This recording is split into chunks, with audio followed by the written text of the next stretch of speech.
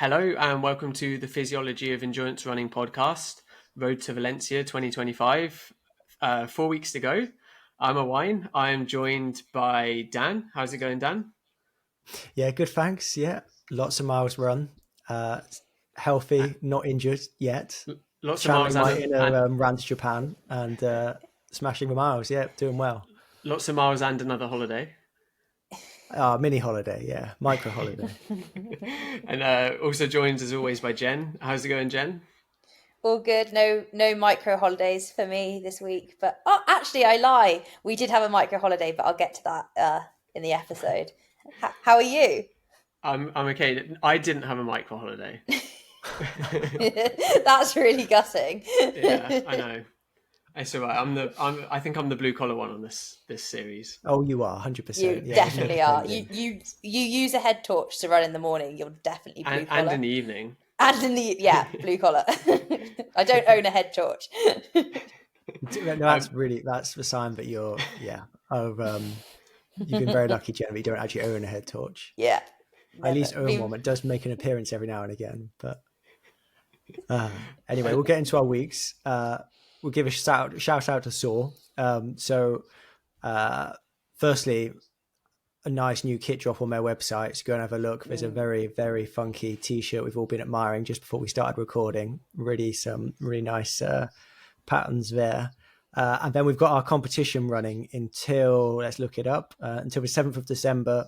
There's a link on our Instagram page or in the show notes. All you need to do is put in your email address, sign up to the SOAR mailing list, and you'll be in the chance of a £250 SOAR gift card, which you can use to buy anything on their website. So over 18s only. And yeah, pretty simple. Just put your email in and chance to win some really nice SOAR gear. Yeah, definitely worth doing. Yeah, we were both in our SOAR gear this weekend, weren't we, Jen? Yeah, definitely. And the socks have been a hit with Dave. I can confirm that he will be wearing them for the marathon. We'll be looking really good. Hard. I definitely. I'm in the same mindset as Dave. There, very nice white. I like the length of the sock as well. I like a longer sock. A crew sock is a good crew sock. Yeah, I need to learn the lingo, don't I? I think they look good with our all, because I think we'll all be in Asics Metaspeeds, right? And they pair well with the red. I'm not sure now. Yeah. I'm not sure. Oh, are you going Puma? I just had a good session of them today, and I've put them on, and they feel good. So they got poppy. So but you didn't run. You didn't run anywhere near a marathon today in those. I know. That's what scares me about those shoes. I've never had any issues with them. And then this afternoon on my treadmill, I put on my Rays for the first time, and I thought these are pretty good too. So they are Asics, but you are spoilt for choices, aren't you? Too much choice, though. That's the thing. Too much choice. It's your own problem, that. I don't feel sorry for you. They go well for Pumas as well, because I've got the white ones, although they were white before this morning, which was like a mud bath. So I showered with them, and they are a little whiter now, but not great. How do they perform in the shower? Wait, with the shoes or the socks in the shower? Oh, both. Everything. I was just covered in mud, so everything got showered. I'd say those super shoes, hosed them down. Those super shoes are dead. What's that? Those super shoes are dead. Why have you done that? Because they were literally they'd been through a cross country race. They were just brown. I reckon that's going to kill the foam. Not showering. Putting them in a washing machine would kill the foam. If you put on even if you put it on a cool wash, it'd be fine. But a hot, you don't want to heat them up. But surely you'd melt any sort of glue in them as well if you put them in a washing machine. Yeah, no, I've put shoes in a washing machine before on a cold wash, and they've come out like they're new. They're nice, fresh. I just got visions of you standing in the shower after your session, just in your kit, shoes, socks, shorts, vests. Hosed it all down. No, because then you just can't get it off, can you? But you don't want to. I don't know. I usually tend to undress before I get in the shower, to be honest. Yeah. You don't want to put a pair of shorts that are covered in mud just straight into the washing machine, do you? I do. Is that not normal? No. Maybe I could well be abnormal here, but if I'm particularly if they're particularly bad, you're going in the shower, just hose them off and then put them into the washing machine when like not got shit all over them. I can't wait for the comments on this. I was going to say, I Yeah. think this might have to be like clipped in a poll on Instagram. Is Dan is Dan mental? All my super shoes are looking very nice because this is a regular thing now. We're in winter. They're just hosed off after any particularly muddy run, which is basically every run these days. It's like middle-aged blokes with their sports car cleaning it every weekend. Dan's cleaning his super Well, shoes. I spent a lot of money on these super shoes. I want to keep them nice. We'll see. There's definitely a poll going up. Definitely a poll going up. Right. Should we get to your week, Jen? Yeah, Jen. Yeah, let's do it. Let's get away 3rd of November. I can confirm no showering with my shoes on happened in this week. Let me clarify. I take the shoes off. I'm not wearing my shoes when I get in the shower. They're in the bottom of the bath. I hose them off. I clean myself. I think that's mental still, but we'll let Instagram decide your fate. Right. What was it? 3rd of November. I put my miles into kilometers this week to just align with you boys to make everyone's lives easier. So I have no clue what I'm talking about any longer, but hopefully everything goes into 1,000 now. It's okay. Nice. Lovely. Brilliant. And there's it'll be kilometer markers in Valencia, right? So yeah, I'm just going off the 5k markers in Valencia, so that's all I need to know. 3.1 miles. But right, okay, so this week started off the back of a down week for me, which consisted of 90 miles, which I'm sorry but cannot convert in my head into kilometers. But the Sunday was the long run with you, Owain, which included 75 steady. And I came off that feeling pretty good, to be honest. But unfortunately, I was hit down with a little bit of a cold that I think I managed to stop kind of progressing into anything else. Kind of on the Sunday night, I started to just like, do you know when your throat just feels a bit itchy? I was like, oh no, here we go. But I got up on Monday morning, like nothing, like my resting heart rate and my HRV was all like really normal. So I was like, right, we'll just go out for a run, see how it is. And it was fine, to be honest. Heart rate was kind of where it's been for the last month, and I felt pretty good. So it was just an hour and 15 minutes with Dave. Went down the Ely Trail again. I try on a Monday to like avoid the Taft Trail at all costs, just because I'm like sick of it by that point. Sick of the cyclists as well. Sick of the cyclists, sick of everything. This route we've got, which is a little bit rogue, but kind of you don't come across any people, which is quite nice. So I did that on the Monday morning, and then Monday afternoon, I did feel pretty terrible by this point, but I went out again it was meant to be 45 minutes, but I did only run 36, which for me, that's like a 9-minute kind of knockoff from the run. I was like, play it smart, Jen, don't be an idiot. So I did this run. My heart rate was a bit elevated today, on this as well. It was like 150 for like 4:53s, which that's quite high for you, isn't it? A little bit high, yeah. So I was a bit like, oh no, still not feeling great. Is this the beginning of the end? You came catastrophizing there a bit, Jen, are you? Absolutely catastrophizing. This is it. It's over. Like, I'm just going to pack it in here. But I came back, hammered the currants. Like, I was like, whatever can help me? I'm going to hammer those, get the vitamin C in, literally anything I could find in the cupboards. I took a few of those, hope for the best. Woke up on Tuesday morning, had a bit of a lie-in because I was like, maybe a bit of extra sleep, that'll kind of cure whatever might be brewing. Went out for another hour and 15 minutes. Actually felt fine, to be honest. Went sort of down the bay, kind of cut it a little bit. And Dave was doing a session in the park, so I just did a few extra laps of Butte just to get my local legend status, secured and cemented in place. So that was fine. And then I finished it up with some strides. Again, kind of testing the waters and like in the back of my mind, knowing I've got a massive session on Wednesday morning. And I'm like, it's written on the plan to be happening on Wednesday. And anyone else, I would tell them it doesn't matter if we move it to Thursday. It's not an issue. But for me, like, it's happening on Wednesday. So I did some strides. They felt all right. Went out again in the evening. Felt way better than I did on the Monday You change night. your shoes for the strides, or are you just doing it in your jogging shoes?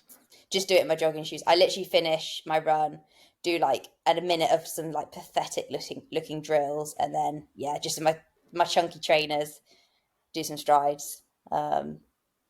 Which I always think like that. I don't know. Maybe it's better for like working on like your mechanics and stuff. Also, I'm like way too lazy to cross the road, go home, and put on my super shoes. Like, I'm not doing that.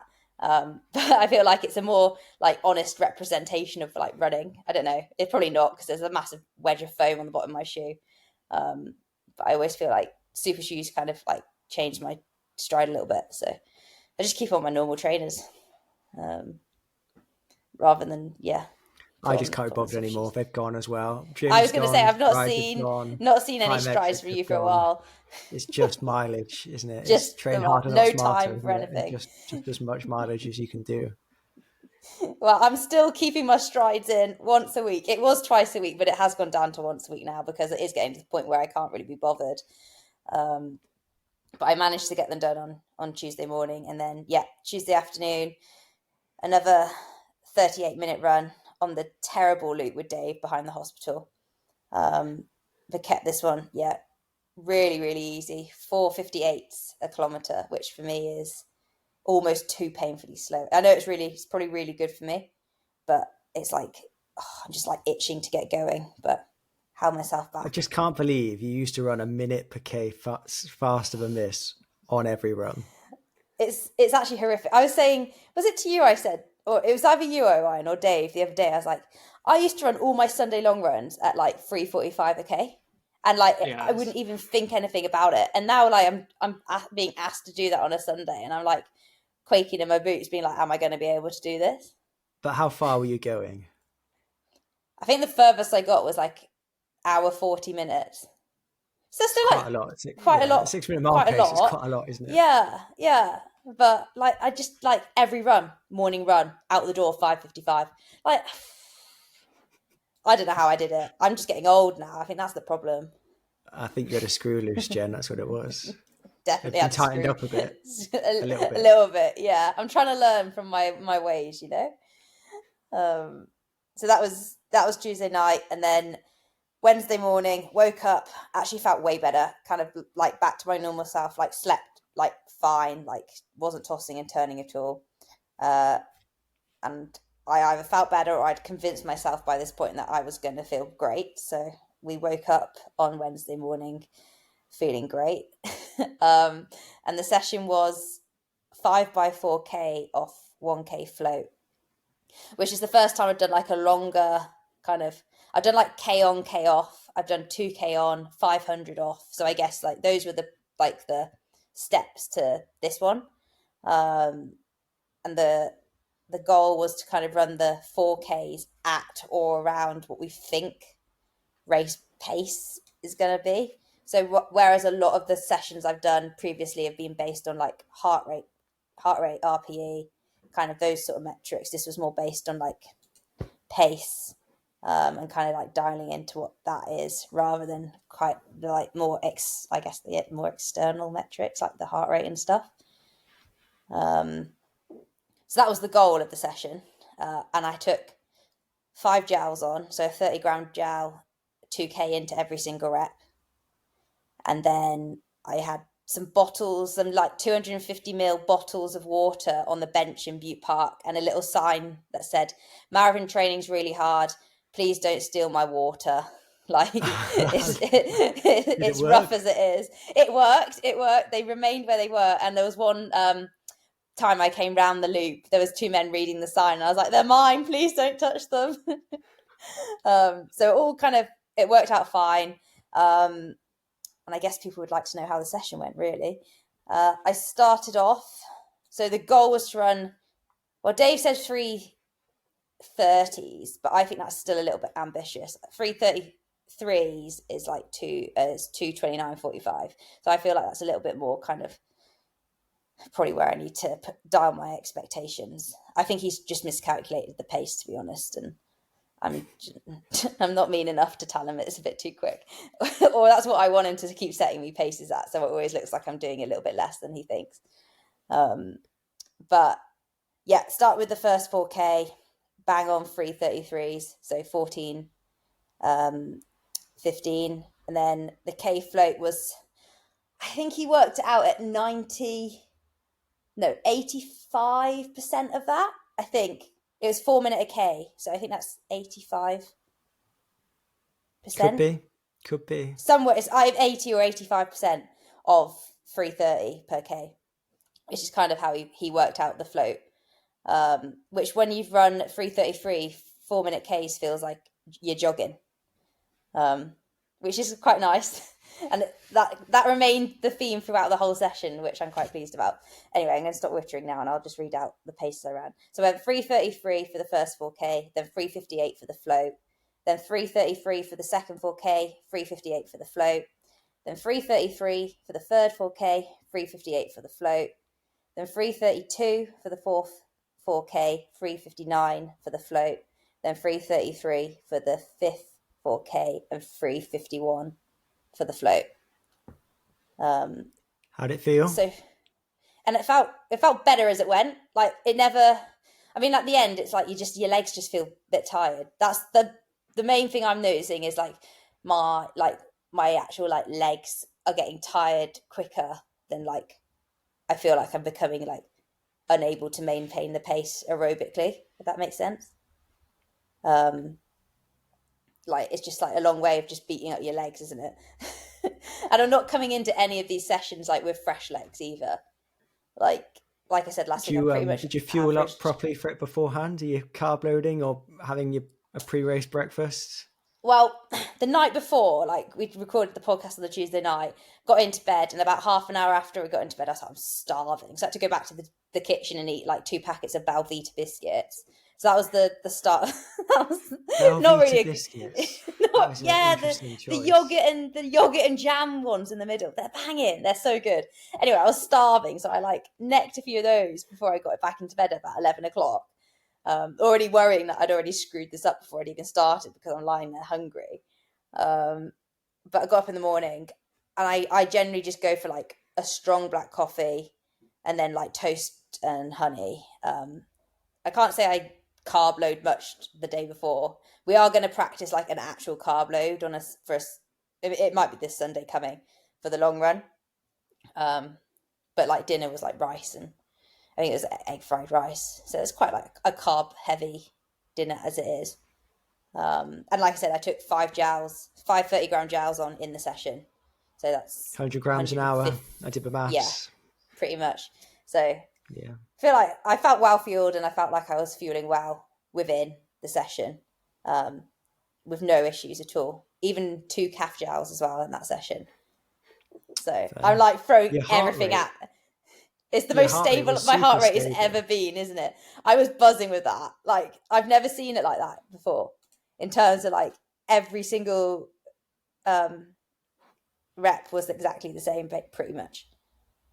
You 100% can hold that pace for a marathon. Well, that's 100%. What I'm hoping. Yeah. I just need to make sure I run at that pace or like a second a K slower from the start, because I know if I run a 3:28, 3:29, like that's where I'm going to absolutely fall apart.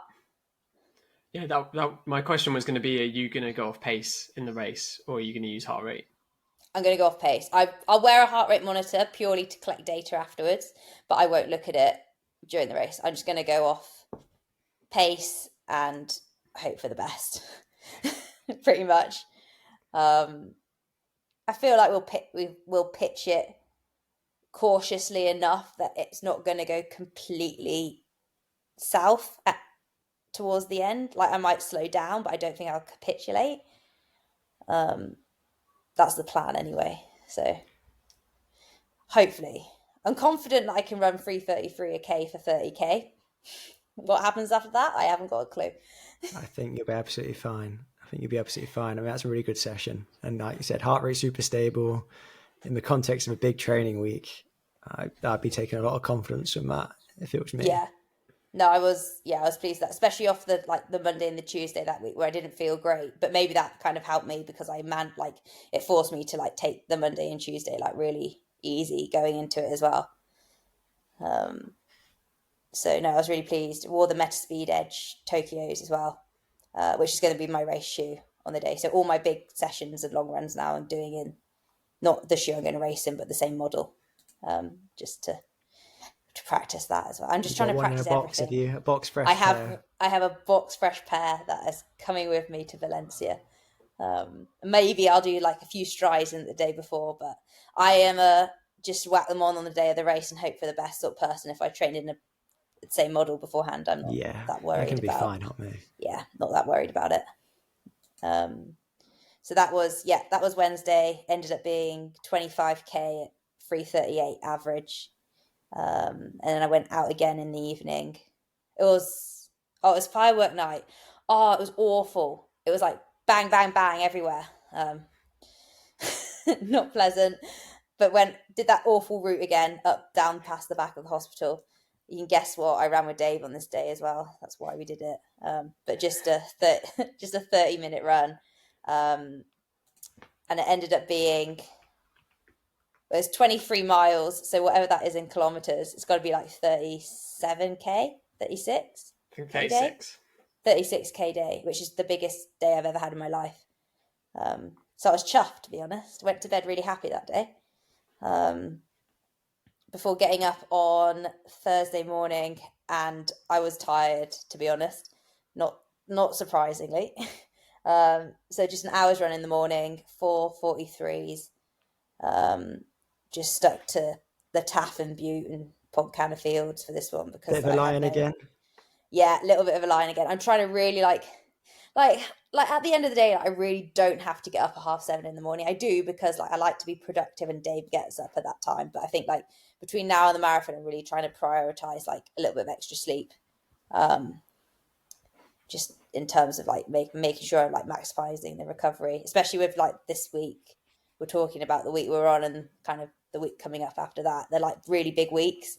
We're the key work in really. So just anything I can do to maximize the quality of that and the recovery, trying to just do that. And it is a bonus because he's been up, the coffee machine's been on, the water's been heated, and I get a coffee delivered to me in bed. So I'm not really complaining, to be honest. I don't know why I didn't start doing this earlier. So that was Thursday morning, and then this was our little micro holiday. We went to Bristol, which isn't amazing, to be honest. I've never spent much time in Bristol, and I don't think I'm going to return in any hurry. Sorry, Bristol listeners. Yes, so to anyone in Bristol, I'm really sorry. It's just not for me. We went for a run on the Thursday night, and I thought, the Bath to Bristol bike path, it'll be great, perfect place for a run. We were only I don't know, 1,200 meters away from it. So I was said to Dave, don't worry, got the route sorted. We'll run to the bike path. We'll just go out and back. We only had half an hour. One of the worst experiences of my life. It was horrible. Not only is it uphill all the way until you turn around, but it was it was bikes the Taff, but on heat. It was they were just obviously all had awful days at work, absolutely bombing it along there. But then if you look to your left and you look to your right, there's a lot of sketchy looking people on there. It's dark. It's just not a pleasant place to be honest. So I didn't enjoy it at all. Was so glad when it was over, and I actually had someone comment on my Strava saying, "Brave, Harbourside is the place to go at night." So I obviously chose the wrong location to start with. And then Clara also put the bike path is only a middle of the day route at best. And an athlete I coached, Joe, he said, "Welcome to Bristol." So, there was no glowing reviews, to be honest. So I think, my review was justified. I'll be honest, I've never seen the attraction of Bristol. I've not seen loads of it. It's obviously down the harbour. The harbour is nice, but yeah. No, so wasn't great. But we were in Bristol because we were going to a concert, which for me to do in any sort of lead up to an important race is very unheard of thing, but Dave did manage to convince me to go to a concert with an indie Dublin band called Big Sleep. I'd like to know if anyone else has heard of them, because I hadn't, but they were actually really good, so I would recommend. It was like this kind of dungeony cave, kind of slightly grimy spot we went to with about 150 other people in the room, so it was quite like a niche concert, I think, but it was really So good how fun. did Dave find this? Yeah, he's like well into all these like very kind of niche bands and things, and he like just signs me up for them without asking me if I'm that keen. Like, he won't tell me who we're going to see, he'll just say we're going to see a band on this date, like full in the knowledge that I'm probably not going to enjoy it that much. But this one I really did enjoy, so he did well. You can't go wrong with some Irish musicians. I was going to say, this is probably right up your alley. Yeah. So aside from the 3 hours standing on my feet on Thursday night, it was great fun. But the 36-kilometer day beforehand, the legs didn't appreciate the standing up for very long. But that was Thursday. Then Friday morning, we stayed over in Bristol, so we were still in Bristol on Friday morning, and I refused to go anywhere near that bike path again. So decided to head to Ashton Court. I don't know. Yes, you went to like the hilliest place in Bristol. Yeah, which was a major regret. But I remember running a cross-country race there when I must have been like an under-17 or something, I think. And I think I had quite a good race, so I've always got like good memories of it, until I got there on this day, and it was horrific. Dave, I don't think Dave said any words to me for the whole run. But yeah, just an hour. It was meant to be an hour and 15, but we did 2 laps of this awfully hilly like little loop in Ashton Court, and Dave was like, I'm going back now, I'm not even adding on, it's an hour's run, this is it.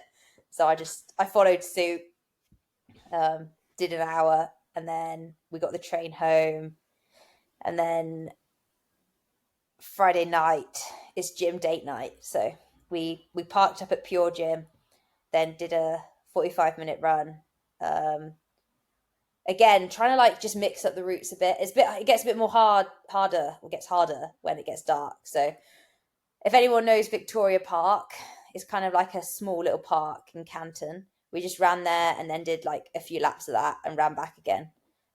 This was also a place I used to hammer my easy runs around at like 6-minute miling. So brought back some good mems. Except for this time we were running about 2 minutes a mile slower. But that was, easy 45. And then to the gym. I'm still keeping my gym sessions in once a week, Dan.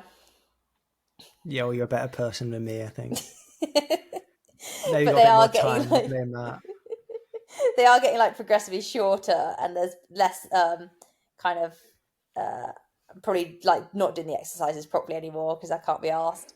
But it was the standard thing. I do I've dropped the sets now from doing 3 sets to 2 sets because I can't be bothered. There's some random like hip thrust 2x7 because it was meant to be 2x8, but I got to like the 7th rep and I was like, that'll be enough. So it's just like keeping it in the program to make me feel better about myself, but actually I'm not sure how much value it's adding anymore. You're on your Strava titles upset like our favourite guest, Rich Blagrove. I know. Well. He's in your comments. Sorry, Rich. Jen's view doesn't represent me and Dan.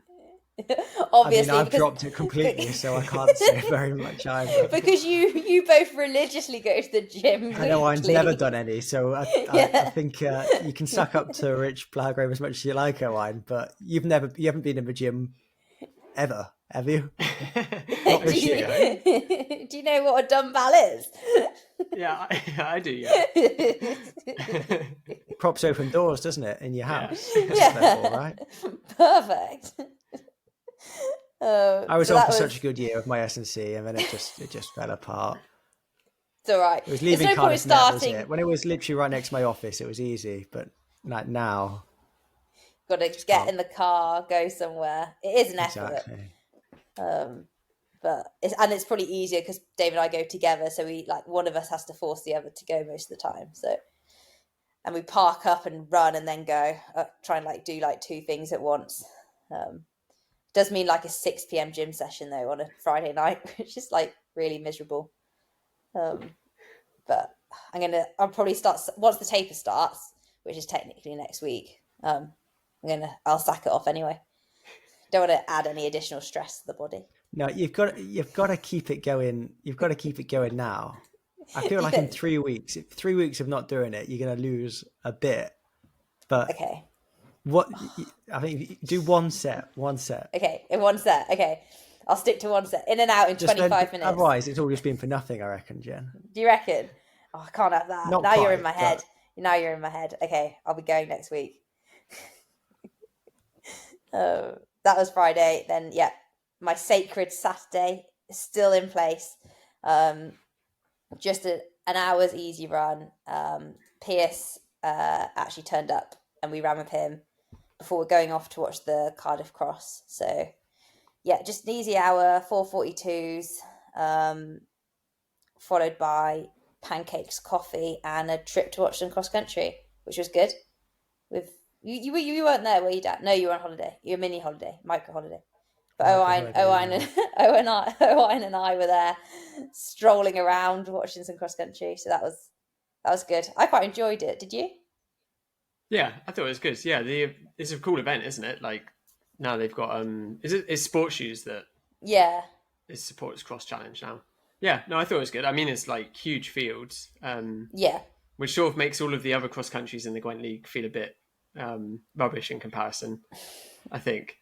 Yeah, like when you're just when you're in like a middle of the field, like 2 kilometers from like the start, and there's like absolutely no one about, and there's like a little bit of tape to aim for in the distance. It's a far cry from Cardiff Cross, but no, it looks good. Like Cross really, Challenge is a good event, isn't it? It is a good event. We have a good atmosphere there. And that's part of the appeal, though, of a Gwent League, isn't it? It's like your fell racing, like no one there, just you against your competitors.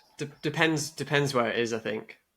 Yeah, we'll see. I might do one later this season. We'll you were tempted to be putting some spikes on Saturday. I could tell you were like getting giddy for it. You didn't need spikes. It was such good conditions. There's all this chat about. There was lots of chat about do you need 15mm spikes, which is absolutely mental. It was perfectly mown grass. It was basically a US cross country with a lot. Apparently, there was a corner where it was quite muddy, but I don't think we could see that.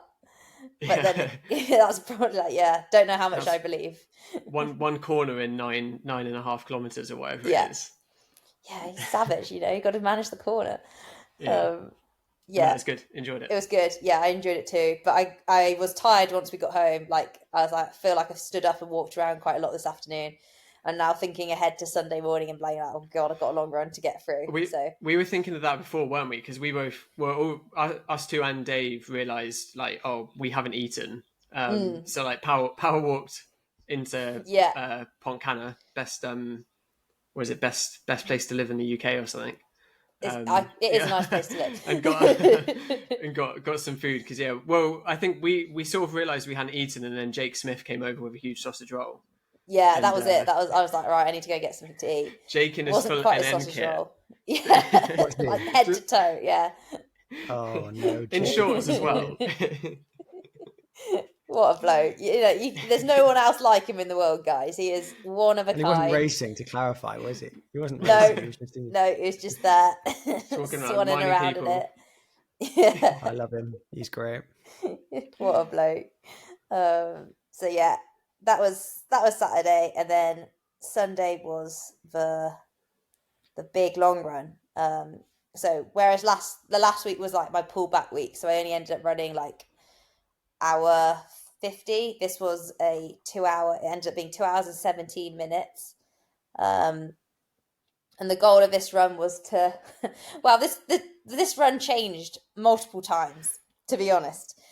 Someone actually commented on the podcast last week asking us what the session was for the long run, and it was definitely not the session written down that Owain replied with. I think it changed about 4 times after I replied to Victoria saying what I thought the session was. Well, I think maybe you should say like that some of these changes came because you talked to Chris Jones. I don't know how to. Do you want to define his role with your? He was my previous coach before Dave took over, and Chris was actually the person who kind of suggested it in the first place, to be honest. And I guess like whenever we see Chris, we always talk about running, and he always kind of gives us an insight into kind of what he's heard and what he's discussed with various coaches around the world and his like ideas and philosophies behind things. And he mentioned, like, you know, the more marathon builds you do, the more time you kind of spend running slightly faster, perhaps on kind of your easier days, or like you'll do a session on a Tuesday and then on a Wednesday morning you go out and run a steady run. I can't quite remember what the reason behind it was now. I think it was just pushing your first threshold up. Thought, yeah. So obviously this gets in my head. I'm stood there listening to that and it goes in my head. I'm like, right. So all I'm hearing here is I need to run faster more often. And I've got Owain literally saying to me as soon as Chris leaves, you know, you don't have to do that for this build and you don't have to do that tomorrow. And then I got Dave on the way home being like, this doesn't have to happen now. It's something we can progress to in the future. And I'm there like, right, when am I doing this? Is this tomorrow then? Am I running faster tomorrow for longer? So I think Chris spoke to you guys and I was sort of on the fringe of it. And then who went? I think then you disappeared for a minute and then Dave was like, she's going to want to run faster. And then you came back, and then you're like, "Oh no, I don't want to run faster." And then as the day went, then the plans increased, the speed increased of what we were going to do. What were we going to do? Was it a negotiation then, or was it all evening, Jen, between you? It was a negotiation. It was a negotiation, Ollie. So what really annoyed me, right, was that on my plan originally, he had written down that I was going to do. I was going to start with some easy running. I think it was like 45 minutes, and then I was going to do 30 minutes at 350s. 45 minutes at 340s, and then 15 minutes at 335s. And then I could see him like tapping away on there. And he changed the 30 minutes at 350s to 45 minutes at 350s, and then the 45 minutes at 340s to 30 minutes at 340s. So I was fuming at this point because I was like, why have you just made my session worse? Like, why have you just like assumed I can't handle what was already written down there? And we were like having this back and forth for about half an hour, and then he's like, fine, coach yourself then. I'm not dealing with this shit. Whilst he'd already like put in the group chat with you, Owain, like, happy for the session. I think he'd told you something else at the cross country, and it's like, happy for the session to be changed tomorrow, just finalising the details. Whilst I'm like giving it to him, like, you can't do that. That's not right. That's wrong. How dare you? He'd also told me his session, which was 2.5 hours, not 2 hours 15. So yeah. So you're probably getting like majorly confused at this point. But we said, well, to be fair, like he was like, just type what you want to do as the session, and we'll do that. So I compromised. I did 35 minutes at 350s, then 40 minutes at 340s, then 15 minutes at 335s. So I feel like that's a fair compromise. Not quite what he told me, not quite the original, but kind of in the middle. I hate this session. Why is that? Because why have you gone 45 minutes, 35 minutes, 40 minutes, 15 minutes? It mathematically doesn't make sense to you. Why would you go in one direction or the other? Get shorter, get longer or get shorter, but probably get shorter in duration. I don't understand the jumping round. Yeah, but it's like doing a 7.5 minute rep, isn't it? Yeah, I wouldn't do that either. I could cope with 7.5 minute reps if then you're going to do some 5.5 minute reps and some 2.5 minute reps, but it's the 45, 35, 40 that I'm really upset about. Why didn't you go 50, 40, 50, 45, 40? I didn't know what was happening during it, Dan. We got partway through the 35 and I was like, oh, are we close to 45 yet? And then Jen was like, no, we're doing 35. Well, I really enjoyed the session. I thought it was quite good. And closer to what I wanted than some mathematically logical progression. If I had it my way, I'd have done an hour at 340s and then hour at 340s and 30 minutes at 335s, but I was never going to get that. Let's be honest. Yeah, I think you should just have done 2 hours 15 at whatever you averaged, 350 a k. Do you reckon? Straight through. 345 a k, just your normal just my normal pace, Jen. training pace. Yeah. But one thing I really wanted to do in this block, which I hadn't done yet, was run at the end of a long run at or very close to race pace. Because I that's one of the things that's been scaring me, is I can do these long runs, but I'm still not running anywhere near race pace by the end, and I don't know what that's going to feel like, or if I can even do it like after being on my feet for 2 hours.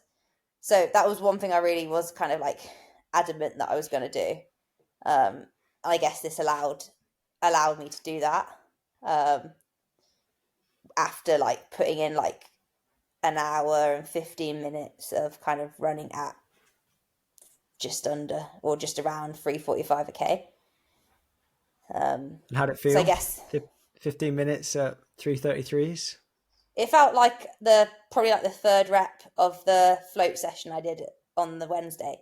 So that again, like I took a lot of confidence from that, because I was like, okay, this doesn't feel awful. I feel like I could definitely maintain this for quite a while longer, even like at this point in a long run. So I walked away with it getting the little bit of confidence that I kind of wanted to from the session, if that makes sense. Yeah, and heart rate was pretty much the same as well. Yeah. And that was another thing, like all like looks kind of where I expected it to.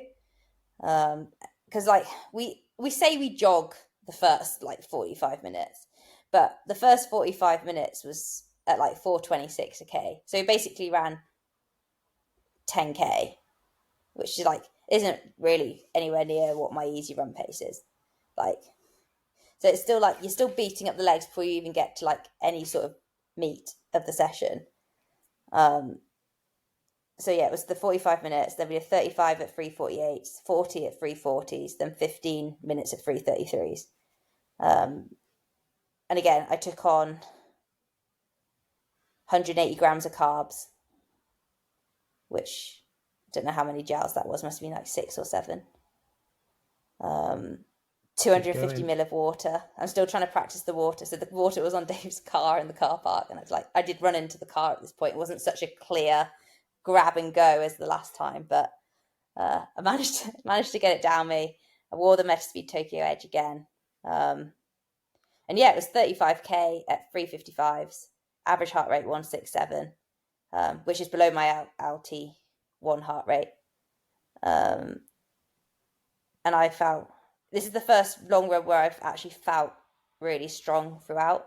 And to be honest, like as the weeks of marathon training have gone on, I've been like wondering when and if that I'd ever have a long run like that, like where I actually felt like I could run like a decent nip for a decent amount of time. I just felt like none of the other ones had like I've been able to do it, but I've never walked away from them being like, oh, that felt great. Yeah, I'm confident I could probably do X, Y, and Z for 42 kilometers. Whereas in this one, I felt like every time I tried to pick up the pace, it came really naturally. I wasn't like forcing it.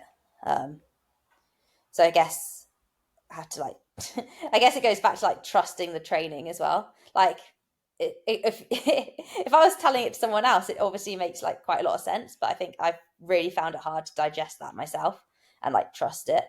So I'm hoping like it all comes together on the day now, because there's like not really a lot more work that can be done. I feel like this is the fitness I'm in. Like I can't really add much to it now. Well, I think you're in fantastic shape. I think you're ready to go. You just need to get to the start line. So I think athletes who I'm coaching in the same situation as you, I just go, well, let's start shutting it down. Like, let's not take any risks now. Let's just, if in doubt, do a bit less and just get you to the start line. It's a great place to be in. Like, you're ready to go, basically. Yeah, literally. And I think that now I'll find the next like 3.5, 4 weeks hard, because I'll be like itching to go. I'm like, okay, I'm ready to go, because I'm getting a little bit fed up with running as well at this point. Like all I seem to be doing is running. Like every day I'm just more running. Even when we because we ran with Dan Hamilton on Sunday morning, like the first thing he said when he bumped into us, like, all I seem to be doing right now is running. It's so boring. I was like, I kind of feel that at this point in the marathon build. Like, Dan loves it though. He loves it. He's told me he doesn't think about anything else. He's in work and then it's running. So it's like it does get all consuming, especially when you pour so much time and energy into like one thing that you can only do like twice a year. I reckon though, give us some nice weather and we'll enjoy it, because it has been pretty grim. That's another thing. Like, it's not really like you look out the window and you don't really want to go out for a run at the moment, to be honest. It's so miserable. Today like has been awful. The only takeaway I'm having from it is like I'd rather it was like 13 to like last week. Some of these were like 16 degrees, weren't it? It was really warm. Yeah. Like, at least to me, like, I don't know, I'd get a tiny bit worried if it was like 6-7 degrees for the next month. That I'd be like, oh, like, I don't know. I mean, like I know we talk about like heat acclimation, but like, yeah, I don't know. If I'm just running in that temperature all the time, I get a bit worried sometimes. So, Yeah, like, in what sense you get worried? I don't know. Just then we go to Spain and it's like 10 degrees warmer. It's quite a lot. I don't think it'll be that hot. Yeah, I don't know. It's still like quite cold in the morning in Spain. Yeah, I mean, that's what both times I've been out there. The first time I went out, I was like shivering on the start line. It was like cold, like definitely like well under 10 degrees, like 6 degrees. But then it does warm up, but it warms up like 3 or 4 o'clock. So it's not like and it might be getting towards 20 degrees then. What's the mess office saying at the minute for Valencia? Oh no, we can't look at the long forecast like right now. No, I'm just looking at what it currently is. I'm not going to. We're going to be worse than Christian from Norway doing this. We'll be on meteor pace every single day for the next month. Absolutely. I mean, at the minute it's going to get cooler. It's like 13 degrees, 14 degrees in the morning, and getting up to like 20 degrees later in the day. I reckon give it another month, it'll be a bit cooler. It starts at 8:15 as well, doesn't it? So it starts so early. early. Like, hopefully we're done by 11. Tell you what, sunny every day out there at the minute. What's it like? I hope the weather in Palma the week after is banging, because I'll be there with my frozen strawberry daiquiri having a great time. Tomorrow, 10 degrees at 8 o'clock. No chance of rain. 3 mile an hour winds. That's in my head. That's like ideal. Yeah, that is ideal. Depends how your race goes. If it doesn't go well, then you blame the weather. Well, it's too hot. Boiling hot. Too hot. Can't cope. Boiling hot. Too hot. I would like it below 10. An ideal world below 10 would be great. Yeah. But I will take a 12. I would take like a 12, 13 degree weather day for like no wind though. Oh yeah. I'm pretty. Yeah. I think last year it was about 12. Yeah. And that went well for me. So I think I can't complain with the 12 degrees. We'll go with 12. No. Yeah. Good week though, Jen. So yeah, 174.9 kilometers, which is 108 miles. Well, I've got it 173.7 on your. Oh, sorry, I'm on Dave's. I'm on Dave's. Yeah. So I always try to outclass him just by a kilometer or something, you know. Yeah, I was just. Well, that's what I was looking through. I was comparing. Has Dave been doing the same mileage as you, and you've been pipping him like every week? Yeah. You? Oh, don't worry. I track it very closely, and I know exactly what I need to do to make sure I'm a mile ahead.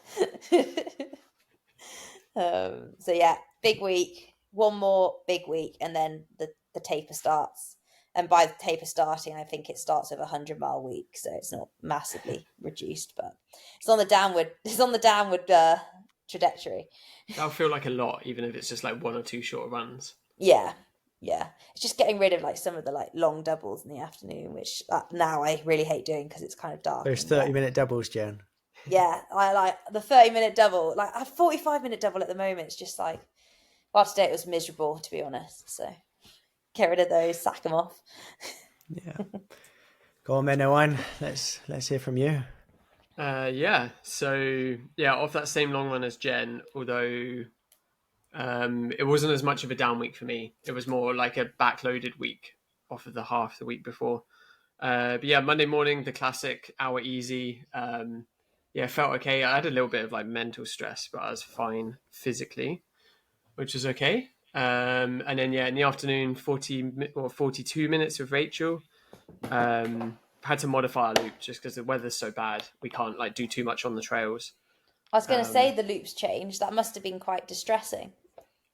No, it wasn't distressing because it was just one evening and it was like, oh, it's dark, it's raining, we're not going to run on trail. Yeah. Yeah. No, so the conditions did it for us. And I mean, to be honest, like I've turned a white pair of shoes like completely brown now, so they haven't gone in the shower. There was a comment from Dave on that one. Yeah, I know. Yeah, new loop. It is a hit. It's good. It's a good loop. It's better than running down the back of UHW. Yeah, that's true. Like we really can't talk, can we? Running down North Road. Yeah, it's pretty horrendous. Do you go down North Road? Surely that loop is just the obvious loop from your house, like down one side of a taff, back on the other side of a taff. The west, the side by the Cardiff Met campus at Llandaff is like trail still. So that's like proper bogging now. Like it's right. We both almost fell over yesterday, just trying to avoid. Like with your head torch as well, you can't really see. Trail. It's nice, yeah, it's good. Yeah. But I mean, in really, the dark, it's not great in the dark though. Even with a head, I can only imagine. Even with a head torch, it's not great. I think like you see most stuff with the head torch, but it's like you can't tell like how deep a puddle is. Yeah. Or like how muddy something is. You can see that there's like water or mud, but you can't tell. Like, is that going to be fine to step in, or am I going to slip over? Yeah, it's part of the fun. Part of the adventure. Tuesday morning, I had a late one for me at 8:01. I had a bit more time, and I wasn't going to double in the evening. So my plan was to do 70 minutes. And then so I did my normal start of the loop, and then on the way back, I was just going to cross the Corriton like roundabout. But I completely forgot that the bridges are closed. You can't cross them by foot at the moment, which is really annoying. So, that's annoying. Then had to like backtrack and then sort of meandered my way back on the other side of the taff. And then I was close to home and I was like, I just need to basically run up and down my street for like 3 or 4 minutes. And then like absolutely started tipping it down. And I was like, you know what, I'm good. I'm going to head in. So not just worth called it. The minutes, yeah. So 67 minutes easy. And then on Wednesday, back on the normal hour easy, and then another 40 minutes in the evening. Again, agree with you, Jen. I'm not a fan of fireworks. Like, really not a fan. They they scare me. Like, even though I know it's firework night and they're gonna go off, like every time I heard a bang, I was up in the air jumping. I just don't really see the appeal of like blowing something up as well. And it just seems really dangerous and like you're boring the pair of you, aren't you? Maybe, yeah, probably. I think so. I mean, it winds me up because the dog next door hates it. So it's not even my dog. The dog next door hates it. So then they're barking, and that's winding me up. So like, indirectly, the fireworks are winding me up. But if it's on one night, a couple of nights a year, like Diwali, bonfire night, New Year's Eve, and it's like organized shows, then I don't mind. But it's just like, you'll just be sat here and then just like a firework just goes off, like completely out of the blue, and then like you hear like 3 or 4 dogs just go mental, and you're like it's not too loud that it gets annoying, the dog barking, but like I just really feel for the dog and the owner. I'm just a bit like, does there just need to be a random firework at like 8:30 in the evening, just one single firework? That's what I noticed. There was a lot of just a single firework and nothing for 10 minutes. Yeah, so I don't know what's going on there. Inflation, that's inflation. They're too expensive to buy a big bag of them now. But not a fan. Anyway, Thursday morning. Again, similar vibes to Jen in terms of like just a couple more big weekday sessions to go. And again, I'm just sort of thinking like just get to like an hour and sort of 20 minutes worth of work, which I think with your floats you did like an hour and a half, didn't you, Jen? Yeah. But like sort of hour and 20 to hour 30, sort of basically whatever I can fit in before work. So I thought I would do 4x5k. Sort of because it was like, that's obvious to do, but now this week I don't know what I'm going to do. I was like, maybe I should have saved 4x5k. 5x5k next. No, I don't know. I don't know if I could do 5k again. It just I'll just be comparing it to the week before, which I don't really want to do. So I might do minutes this week maybe, but yeah. So so I left the house with a 90-gram gel and then a 30-gram gel on a waist loop, and the 30-gram gel fell off about 100 meters in, which I didn't notice, which was not good. So I got to the start and I was like, oh no, I've not got nearly as many gels as I want with me. And I don't know why I didn't put it in the back pocket of my shorts. Like, yeah, it was a really dumb decision. But yeah, so yeah, 4x5K, and I was just going off of heart rate. So the first two, I didn't want my heart rate to go above 170, and then the next two, just sort of 173, I think, is what I aim for. So that gives me about like 4 beats below LT2. So it's working fairly hard, but I'm sort of like, it's a weekday morning, it's slightly raining, it's dark, and I'm a bit tired. So I'll give myself a couple of beats extra than maybe that I'd want to have. Than maybe I'd want to have, like, for the first half of the race. But yeah, so the first 5K was 18:29, and it felt pretty meh.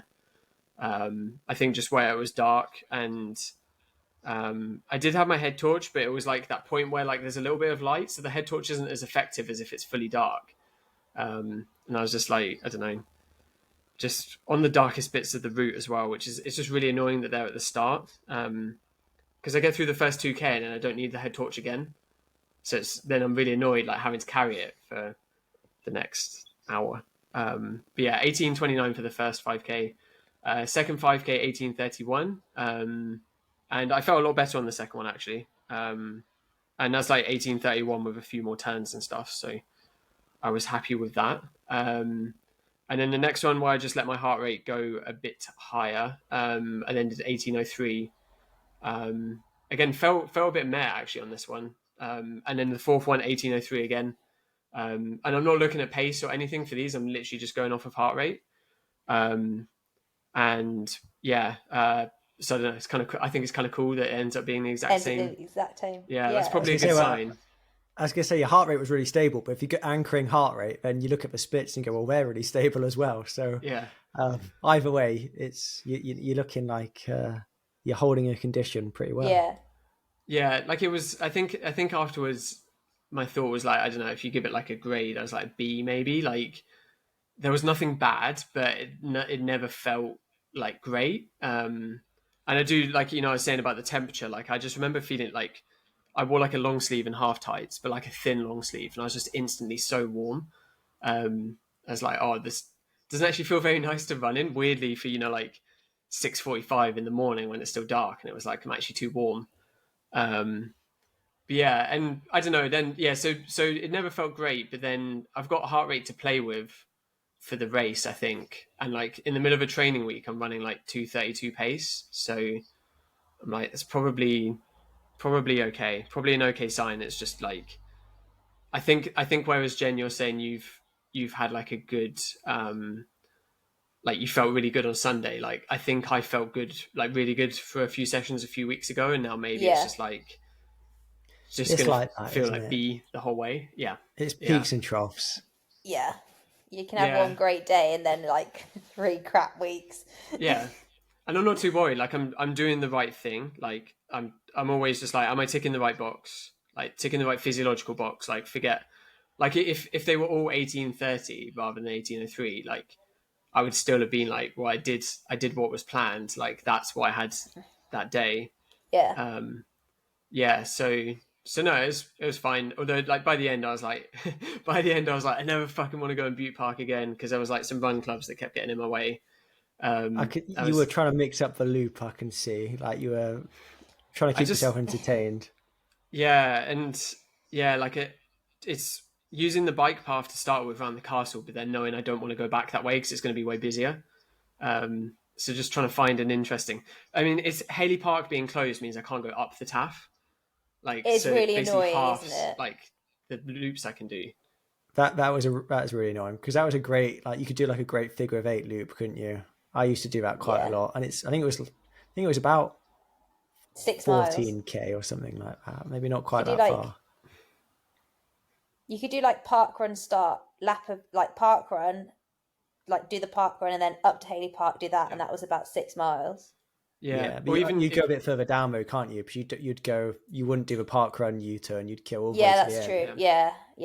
Yeah. But even like going all the way up to like basically doing the top of like Jake's Loop, like there's like the Taff Trail half that goes all the way up there, so you can get a half marathon's worth, and like, I can just start and finish at like by Haley Park where I live, and like have a 21k loop where I don't repeat anything. Yeah. But I can't do that now. Like I've halved the amount of stuff I can do, which is annoying. But yeah, no, it was what I like, basically what I planned. Just never felt great during it, but it's fine. It's marathon training, isn't it? And then on Friday, just 60 minutes easy in the morning. Did I double? Oh yeah, and then I doubled in the evening. Yeah, 40 minutes with Rachel. She dropped me. She dropped me. She put like 3 steps into me, and then she turned around and she was like, "Why are you back there?" So I think the last 2 weeks of us having a crack at her has caught up. So I'm very sorry, Rachel. She will be listening to this on her drive to work. Please don't drop me again. Please. And then Saturday, just another 60 minutes easy. Just again for me, like Jen, you were saying, it's Monday, it's the evening after your sessions, whereas me, it's the 2 days after it just hits the fatigue. So yeah, just a bit tired, but no rush, which is kind of nice. That's what a Saturday's for. Yeah, no rush. Got home, had a nice chill breakfast, and then what did we do? And then we cleared out the garage actually, so I could actually get some weights in there. There is now space. You could get some weights in there. Maybe I will. Maybe to appease Rich, because he's going to be really upset with you. I'll pick up the S&C. Pick up the slack. Yeah. Facebook Marketplace. They've got so much stuff on there. All these new year, new me people who buy a squat rack and use it once. Yeah, I'd fit good actually. Rachel's going to be mad listening to that. So then Sunday. So like we said, I had no idea what the plan was. I was just along for the ride with this. So I mean, Jen, you've gone through what the session was. I would say basically from the start, like my legs did not feel particularly good. At the same time, I didn't look at the pace we were running for the 45 minutes. If I'd seen it as 4:26, I'd have been like, "Oh, we're going a bit faster than I thought." Yeah. But no. So the 350s for 35 minutes. Like I said, I thought it was 45 minutes. So when Jen was like, "Oh, we're going for the next one in 10 seconds," I was like, "Whoa, we done 45 minutes?" And you're like, "Nope, 35." That wasn't a good sign. I don't know. It didn't. The 350s didn't feel great, but I was thinking at that point, like when we did that 15 float, 15 on with you, Dan, where we had you pacing us. I remember, I think all of us said on the first float, we were like, I don't know how we're going to pick this up. Oh yeah, it was awful. Yeah, and then we managed to. So I was like, oh, it'll be fine, sort of thing. Like, it'll be okay. But yeah, we started the 340, and Jen, you said like, oh, let's ease into it, and then we immediately went to 330. Okay.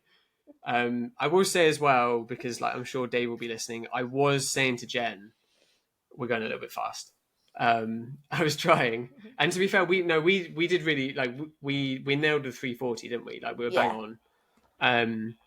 But yeah, we didn't really ease into it. But then to be fair, by a kilometer in, we were at 340, and I was like, I'm struggling now. And like my legs were really, really not feeling good. Like just DOMs that like up the side of both legs. And through Butte Park, where it's kind of busy, I would like drop behind Jen to get past some people or whatever, and then I literally just my legs just couldn't move fast enough to get back alongside you. So I spent 15 minutes sort of like Postman Dave in the comments said you were one step in me, Jen, but it was entirely me. Like I literally just couldn't get alongside you. It just felt rubbish, and then my stomach wasn't feeling great either. So then I looked at my watch, hoping, I was just like desperate. I was like, please please be at least 30 minutes into this rep, and it was 18. And I was like, oh no, this isn't good. So then after 20 minutes, I was like, my stomach really isn't feeling good. So I peeled off, took care of business, hopefully as efficient during Valencia, if that has to happen. And then I kept jogging, and I said to you, Jen, like, I'll just go the opposite way around the mile loop and just meet you, and Yeah. then U-turn. So I got going again. I felt so much better after the toilet stop. Yeah, like stomach wise, my legs didn't feel great, but stomach wise felt good. Felt like I could actually have a gel again, because I was like way behind on taking gels at that point. Yeah, and then jumped back in, and I finished the 40 minutes with you, but like the final 5 minutes again, I was just getting dropped and I just couldn't get back on. And like we're on the cycle path where there's no traffic, and I just could, like, you just sort of, you went from 1 step to 2 step to 4 steps, and I was just like, I'm not coming back. So then you started your 3:34, Yeah. and I just said to myself, like, just go, like, basically just every like 2 minutes, just keep going, sort of thing. And I had the average pace on my watch, and I said to myself, like, just keep every 2 minutes, like, just have a look, and if it's still at 3:40, just keep going, as long as like my heart rate doesn't like go through the roof. And basically managed to bargain myself through another like 15 minutes of sticking at 3:40, and my heart rate didn't go up. And this is the thing, like, my heart rate was fine. Like, I was pretty happy with that. It's just You my got legs. quicker as well. Like the last like UK, you still ended on a 3:36. Yeah, so it was okay. It was just my legs were just absolutely like shit. That's Which is just obviously going to fatigue, though, happen. isn't it? That's not being intensity. That's fatigue from just mileage, isn't it? And weeks of training. Yeah, I think it's that. And then, like, I mean, as soon as we were done, I think even when we were running, I said this. So I wore my Mizuno Rebellion Pro 2s, the ones that I wore for the 100K, and I haven't worn them since the 100K. But I've been doing most of these sessions in Adios Pro 3s, but like I showed Jen at the weekend, like they've literally split on the outsole. I didn't even realize that could happen to a shoe. Yeah, it's like you can see all the way into the carbon rod. Yeah. And I was just thinking, like, I'm not sure these are, like, it would just be really annoying to be like 40 minutes into the session and then my shoe falls apart. And I think the week before, like, because the leaves are wet and the ground's slippy as well, like they were like slipping on that too. So I think like that was playing on your mind a little bit. Yeah, I was just like, I've got this basically brand new pair of super shoes. Like, why don't I just wear those? Like, once, well, I'm not going to race in them, so let's wear them. But I think I will say, like, I think the shoes contributed to the DOMs because it was really similar to what I had in the 100K, in terms of just, I never felt that like all the way up the side of my legs.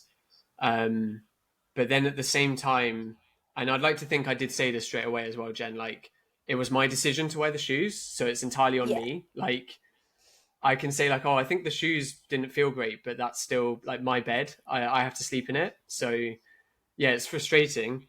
And I was really annoyed afterwards, just in terms of like, I've just potentially just messed up. Like, although I haven't messed it up, but you know, like, could have had a bit of a better session had I made a different decision. And obviously, like, there was no chance I was ever going to wear them in the race, but there's definitely no chance I'm ever going to wear them in the race. They're quite unstable, those shoes, aren't they? I think where I'm really toey as well, like, I don't need that like massive pitch in the shoe, where that maybe helps someone that's like a heel striker to actually get, you know, through their sort of foot strike mechanics. Like, whereas I don't need that, and it just changes like the angle that my foot's at, and then everything upwards of that is impacted. But yeah, it's just annoying. It's annoying, but then I'm also like, but I can't blame the shoes. But that's probably what it was. But it's my fault for wearing them. Also, like, you got all the physiological benefits you wanted to get from that session as well. Like, okay, maybe the splits didn't look exactly the way you planned them to, but your body is not going to know any different, really. Yeah, and thinking about who's a it, physiologist on this show here? Jen's talking. It was like your brains have got swapped then for a second. You've trained me well, guys. Yeah, and thinking about it as well, and like starting to think about like, you know, goals of the race and stuff, like running, because originally on the plan I think it was 3:30. Okay, like I know you did like 3:34, but like even running that at the end, 2 hours into like a hard long run is quite like optimistic and maybe even just unnecessary, like for me. Like where like I'm probably going to be closer to 340, okay, like hopefully like a little bit faster. But that's like that 334 is maybe a bit better. 330 would have been like way faster than I'm ever going to run in the race. So yeah, like it's not the end of the world. And like, yeah, I still got like um 55 minutes at 340 a k. So like, that's pretty good. That's a pretty, even just that alone would be a decent run. So it was weird. I was frustrated. There was a few things that frustrated me about this, but it was still a good run again. Yeah. So I don't know. But That feels maybe like the theme of the week, to be I think honest. that's also a sign that things are going well. It's when you have a bad day and you still actually put out something that's pretty good. Yeah. Yeah. Yeah. And there was, like, I don't know, hour and 20 minutes in, I was genuinely like, oh, like, could I be like, Jen, can I have your keys? I'm going to run in and change shoes. Cause I did have the Adidas's there. But then, yeah. But then that very easily becomes me just being like, oh, I'm just done with this. Like, I'm just going to jog it in. So yeah, like, I mean, I can say today, like I have no DOMs from wearing those shoes. It just felt just absolutely garbage during the runs. They're obviously really not for me. Yeah, so no, good session. I mean, I guess the other frustration was like I'm annoyed at myself now for wearing them at the 100k. Like, not to say maybe it would have been a different result, but I don't know, maybe I get 5k further. Yeah, so yeah, It's annoying done now, in isn't it? hindsight, but You you can't live and change learn. it. Yeah, you can't change that now. Yeah, but no, good. I think a good week overall. Let me get my case. I think it was like 146k. And is it 10 hours 59 minutes? I should have Ooh, I know, just I an know. extra minute. I should have jogged a minute at the end of the session. I mean, I finished the session and then like Rachel was there because she happened to be running in Butte Park and saw us, and then Jen came around the corner and I was like, if you guys hadn't been there, I would have just been like, fuck this sort of thing, like we would have shouted in front of like a dog walker. But you guys were about. But yeah, 146k, so pretty decent week. Like pretty happy. But yeah, also happy that there's one big week left. That's the vibe that I'm getting off a lot of people at the moment. Yeah. Nice. Solid. I'm the What about opposite. you, Dan? I'm like all guns blazing now. I'm making up for lost time because I had a bit of illness, and I just had 4 weeks. I had 1 week which was really low, and then I had a couple of weeks just tapering into Cardiff half and recovering from Cardiff half, and then a week where I was a little bit sick, but I still ran 100 miles, 160k, and then a week where I was properly sick and ran like 50k. So now, last week I did that 200. I did 200k week, got some stick from Dave, jumping straight back into it. But actually, the end of last week, I was feeling like super good. I did about 24-mile run with Dan, and just felt like we were chilling like the whole way.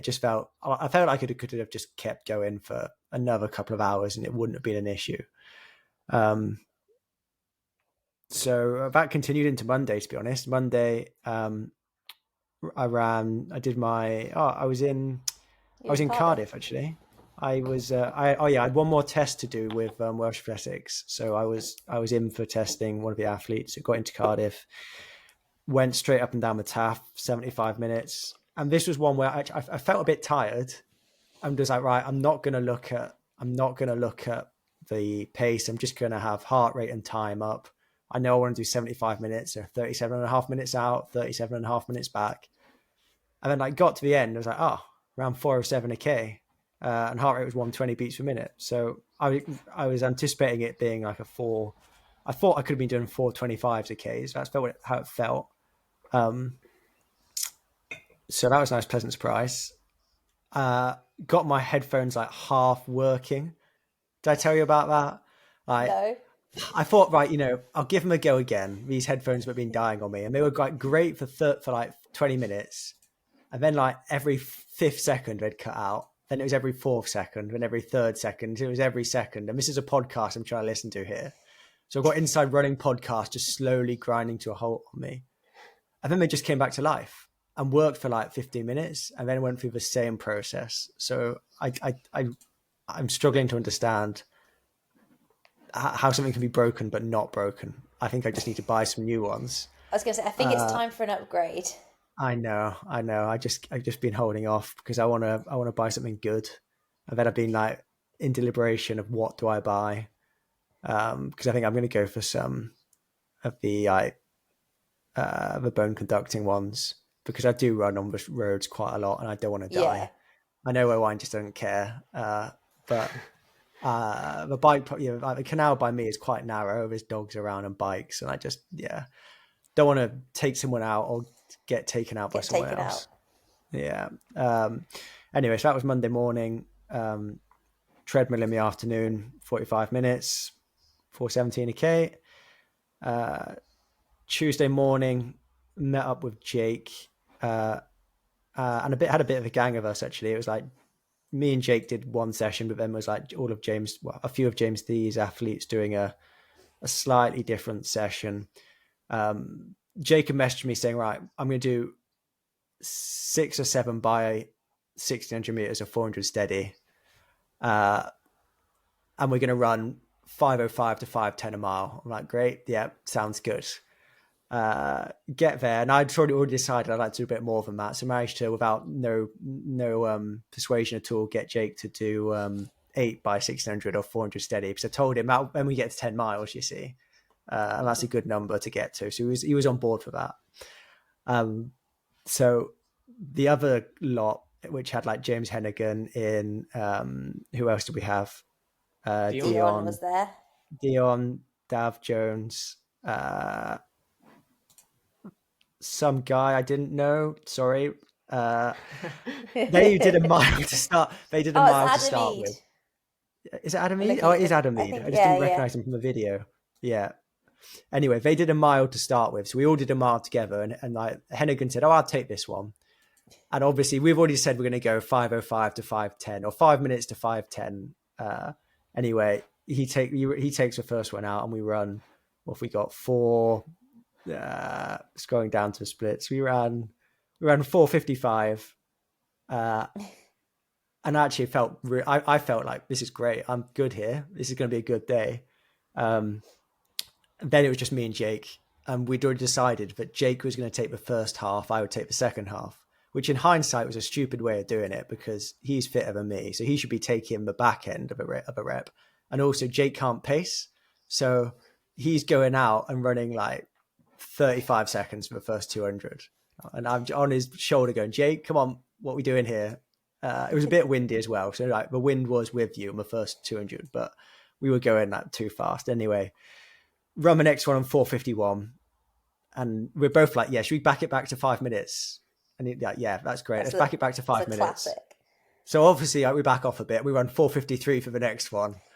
But at the same time, I'm feeling really good and my heart rate's great.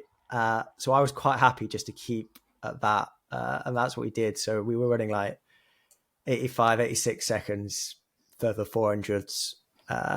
So that was what have we done? 4:55, 4:51, 4:53, 4:53, 4:51.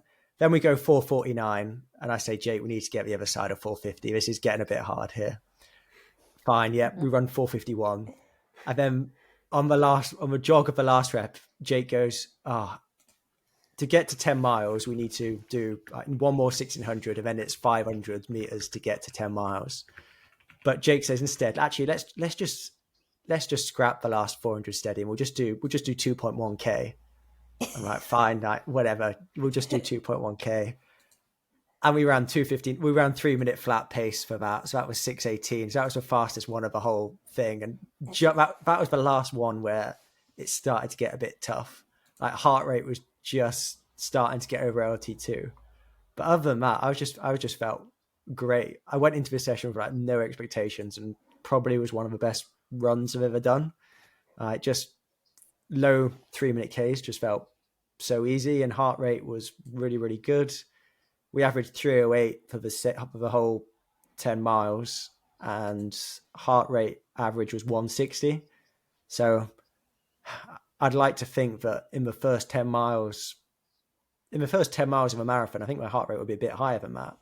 And we've also been on a windy day at Cardiff Met Track, go in, intermittent, on off. So I came away with this like really, really happy. Felt like it was a big step forward. From And I think the I video, communicated to it last week, where if I'm going to come back from a bit of time off, injury, illness, first session it was always naff. The second one's a bit better, and the third one is normally like a good step forward again. So we recorded this like last week's episode in the evening of this session, and I was on a massive high. I was like, right, I'm going to run 205. I'm going to run 205. It's going to be like incredible. But reality hit in the afternoon. I was pretty tired, and the weather was atrocious, like awful. I would have done it on a treadmill, but Jemima and I had friends over, and our treadmill is on the first floor, so the whole house shakes if I go on the treadmill. I just knew that would not be a popular opinion. I would not get good brownie points for doing that. So I went outside. I did 10 by K off 60. I had to pep talk myself through every single rep. Did my first couple in the jacket, hat on, can barely see. The wind is ridiculous. And I think in my mind in the morning, I'd planned out this day, and I was thinking, right, we're going to run pretty controlled in the morning, and right, I can hammer the evening a bit more. But it was like from the first rep, just get through this session. So I did, what did I run? 309, which was already a sign it was not going to go that great. I didn't do any strides or anything. I literally jogged 10 minutes and went, right, I'm just going to start and get it done. So 309, 306, 304, 310, 304, 308, 304, 306, 304, 306, because it was like out and back on the canal. I was getting battered by a wind one direction and had a bit of assistance the other. So it was a bit intermittent of the splits, but got it done. Felt pretty knackered afterwards. The other thing was because I met with Jake, we didn't finish the session till midday. And I've got to do this session I started this session at like 4:00 because I needed it to be done so Jemima could go off to a run club. And I definitely didn't eat enough. I had meetings in between this, and I just felt like I'd been on a massive high in the morning, and then by the evening I was just battered. That's a really hard way. Yeah, that's a really hard way to do a double day though, because I know how, like, if you don't eat enough and you don't rest between the two, like the afternoon it just feel horrific.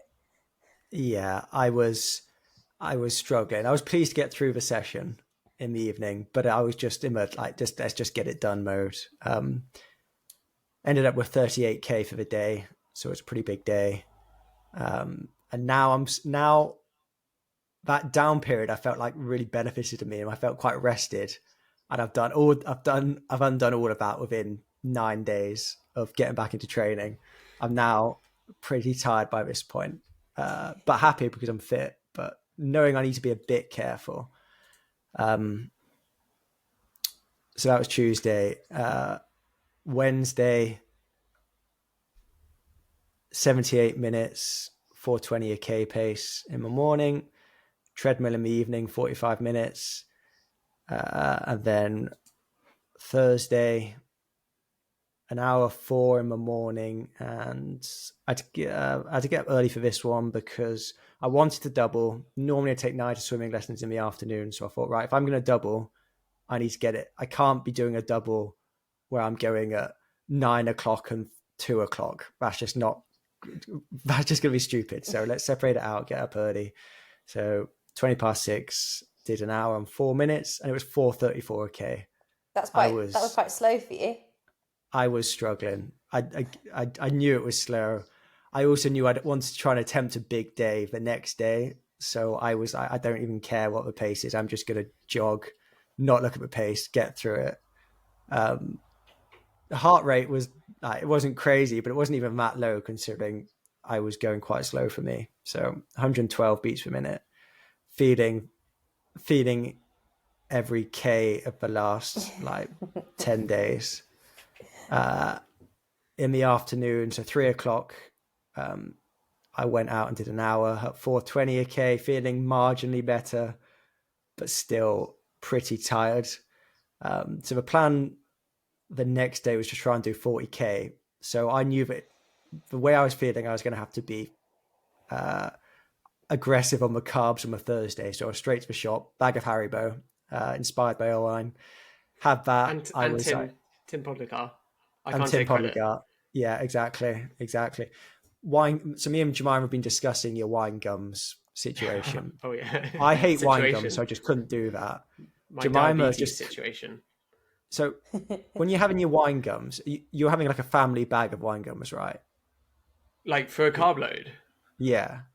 Yeah, It's not like a tube of wine gums. No, but I buy the Tesco or the supermarket own brands, and not the huge like wine gum ones. Okay. Yeah, because she decent thought size. she thought you were having like just 3 of like the the little tubes of wine gums that you get, and she said, "I don't know how he does that. I don't know how he does that. I'd feel awful if I was eating that much just sugar, like not as part of a meal." And I said, "Jemima, he's not having 3 of those. He's having like a proper bag of a bag of them."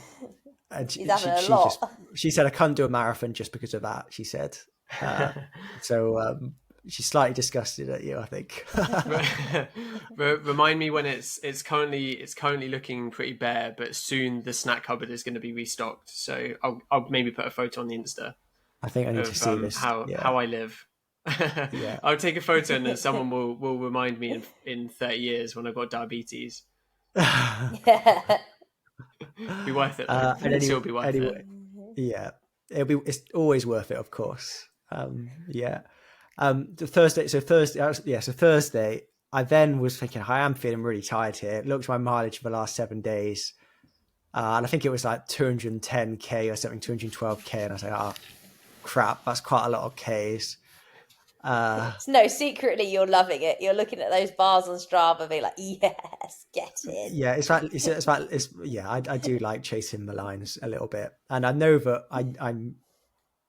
I said, didn't I, last week, 200Ks, that's okay. I'm going to hit 200Ks. That's just starting to creep a bit above 200Ks. Just a little. So then Friday comes around. I want to do 40K. My idea was just to go straight 40K solid. I did a 40K a few weeks ago and around 327s. I really wanted to go somewhere that wasn't the canal by me. I was going to go down to the Rose Inn loop, but we were traveling in the afternoon, which I'll get to in a bit. So just didn't really have time to get this run done and do the work that I needed to finish before we traveled, because it would have been less like an hour and a half of traveling there as well, there and back. So I thought, right, I'm just going to have to do it on this canal. And the canal's good. It's completely flat, but I mean, Strava tells me it's completely flat, but there's these 48 meters of elevation over 40K. But there's just these road crossings, which like dip quite sharply. And when you come up the other side, there's a few of those dodgy, like barriers, like on Jake's loop that I need to negotiate. And it's just one of those ones where it's frustrating because you just see your average pace just drop. As you're negotiating these little obstacles. But anyway, I thought, right, but then I said to myself, it'd be fine. You did 40K at 327s a few weeks ago. I really just couldn't be bothered with this run. I was feeling really tired. Started off, and I'd been hoping to get close to 320s for the whole thing, just even pace run it. But went out the door, first K 324, next one 320, and I knew then that was just not going to be sustainable for the run. And that is the fastest part of the whole route, is like that second K there. So I'm only running 320s there. It's feeling hard. Heart rate's already jumping up to close to LT1. So I thought, right, if I can just stay under 330s, that would be good. Right, that'd be a solid run. I really want to get this done because, like Dave said, I have been a little bit worried about my durability, and I've been putting out some good sessions. I ran a great 10 mile with Jake on Tuesday, but I haven't done as many as actual long runs as you guys, really. So one of my main aims is just to get through this run in whatever form it takes. And to help me get through this run as well, I've gone caffeine gum, 600 milligrams of caffeine, 600 milligrams, no, 300 milligrams of caffeine. Sorry, I've gone 4 tablets on my currants. Anything that is going to help me get through this. What shoes did I put on? I was in the edges as well. Bringing out all the weapons for this run. Everything, anything that's going to help me get through this. I'm doing it. I've got all the gels. I'm carb loading quite aggressively, and I was like battling to get through to halfway. And how it is I basically go, it's 18k going out and back. So I was going to have to go out and back twice and then just do 4k to finish it off. So 2k out, 2k back. I did the first out and back and I nearly just stopped. I was like, I'm really just struggling here. Like, can I even get through this? What's the point? If I can't hit the intensities I want to, do I just try again on the weekend? And then I've borrowed Jemima's headphones for this. That's one thing that I knew that I needed music to get through this. So a good song came on. What was I listening to? What was it? There we are. So I started off with Fisherman's Friends for the first like hour or so.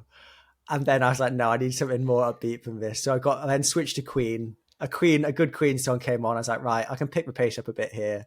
And this is 24k in. I drop a 319. And actually I thought, you know what? I can push on from here.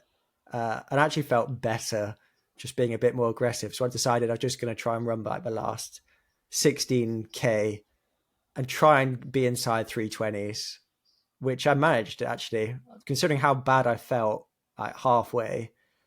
What did I go? For the last 16k, 319, 319, 321, 314, 316, 315, 319, 316, 317, 17, 15, 16, 20, 22. This is on the last 4k, so going 2k out, a little bit into the wind, and then 2k back, around 313 and 313 for the last 2k. And I was pretty cooked at this point. I'm hands on knees. I finished literally just outside my house, and then nice childminder walks by. He's like, "Oh, it was a tough run, was it?" And I'm like, "Yeah, it was really tough." She's no idea, but I'm a half decent marathon runner. She just thinks I like running, I think. And I just said, "Yeah, it was a good run, bit long." I didn't know I'd nearly done 25 miles at like 2:23 marathon pace or whatever it was. And I probably just looked like an absolute state because I was. But yeah, I was just really happy to get through that one. I knew I wanted to tick off 40k. And actually heart rate was pretty stable. So that was nice. It obviously did drift a little bit and was obviously higher for the last 16k, but it was like not just like skyrocketing, which was nice. I was up to altitude by the end though. I was pushing pretty hard. So that was Friday. What? And then, yeah, sorry, go on. What is it per K for the marathon that you think you're going to look for in terms of like? That's the question, isn't it? That's the question. Like in terms of like this run, obviously you've run this below your marathon pace, but like if you're getting up to like altitude towards the end, does that like concern you, or are you like? Yeah, I mean, I was getting up to altitude by the expect? end, but if I was 40k deep into a marathon, I'd be so past altitude by this point. Yeah. But actually, I averaged 155 heart rate for the whole thing. I normally average about 10, 11 beats higher than that for a marathon. And I'm hoping that with a taper, with a proper carb load, on a better course, that will be worth quite a bit quicker. So like that was a hard run, but it wasn't a marathon effort. I've been a bit inspired by Jake Barraclough, but I've not been doing marathon races in training. Don't fancy a 218. Was it a 218 marathon? 217. 217. Yeah. So I think this was like a 222, 223, something like that.